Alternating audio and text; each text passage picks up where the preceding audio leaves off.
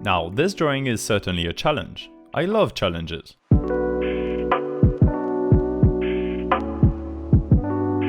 Well, hello there, I'm Détroit. For a while now, I've been asking you guys in the comments for drawing prompts in order to challenge myself.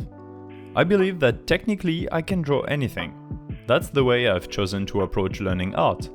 I have drawn many random and weird things over the years, and I've tried my hands at a lot of different drawing styles.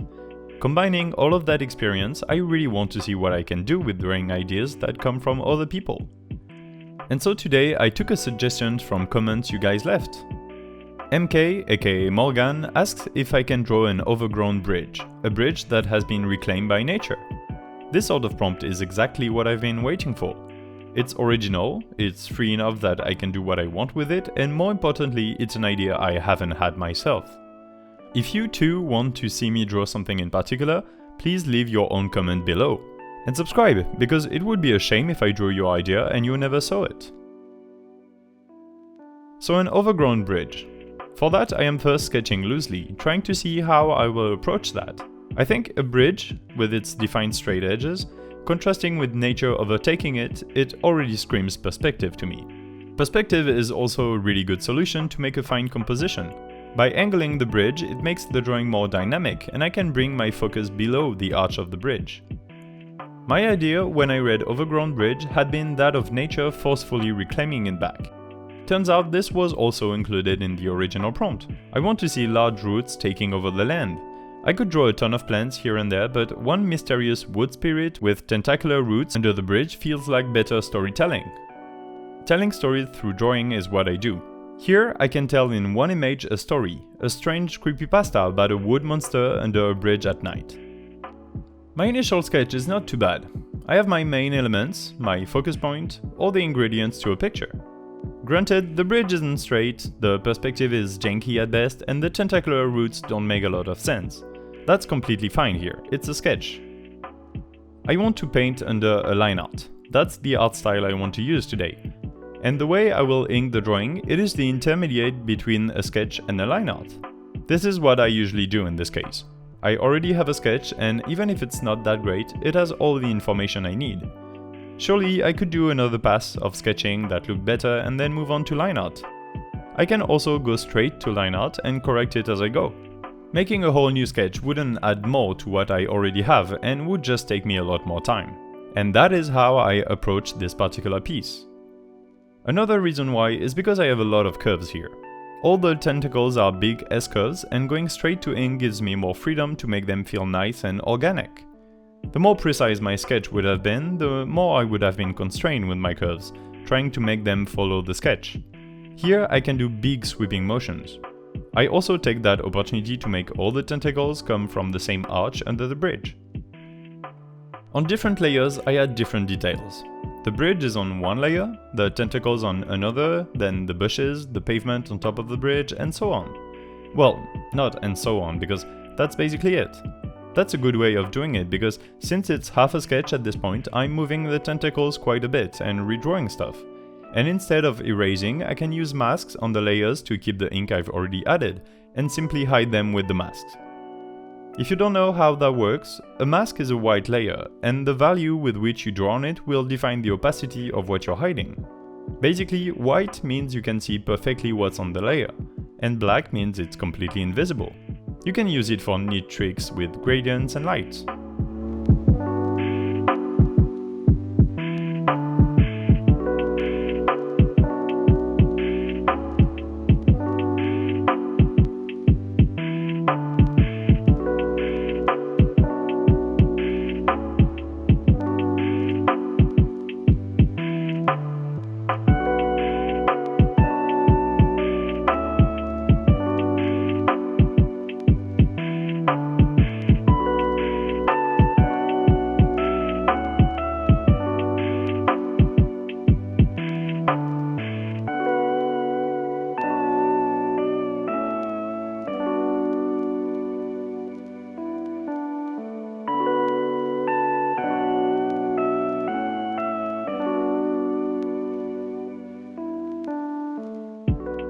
Anyway, now the inking is pretty much okay.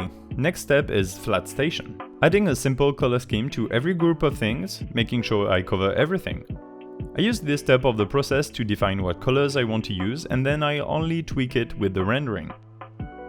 The first tweak I often do is have a gradient on every flat clipping mask.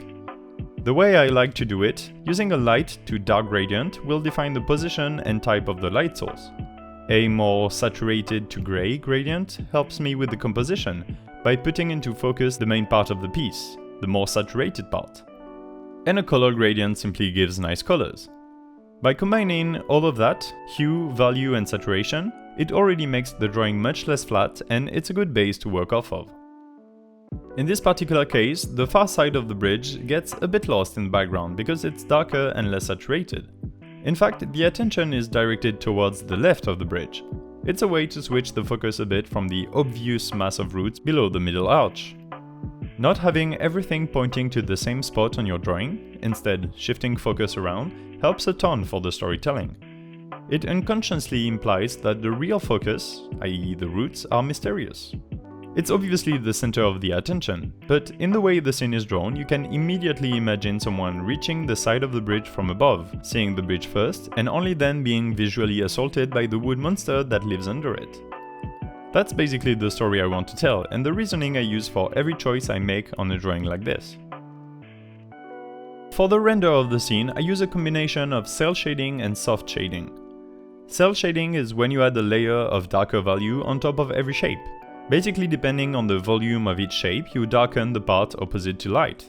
Intrinsically, cel shading makes hard edges, and it's mostly uniform on any given shape. In opposition to that, I use a large soft brush with low opacity to add color deviations, reflections, and even darker shadows here and there. For example, you can look at the entire hole from where the tentacles come from. I used the soft brush to darken the roots more and more as they disappear, which was why I didn't bother inking too far into the hole.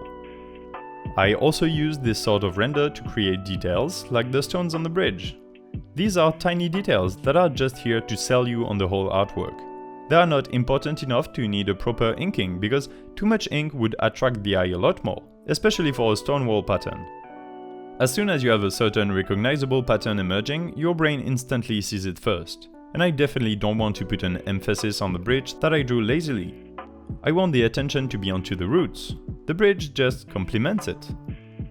Just to be sure you did look at the thing under the bridge overtaking it, I'm even adding glowy red eyes. This way it's certain that that's the primary focus.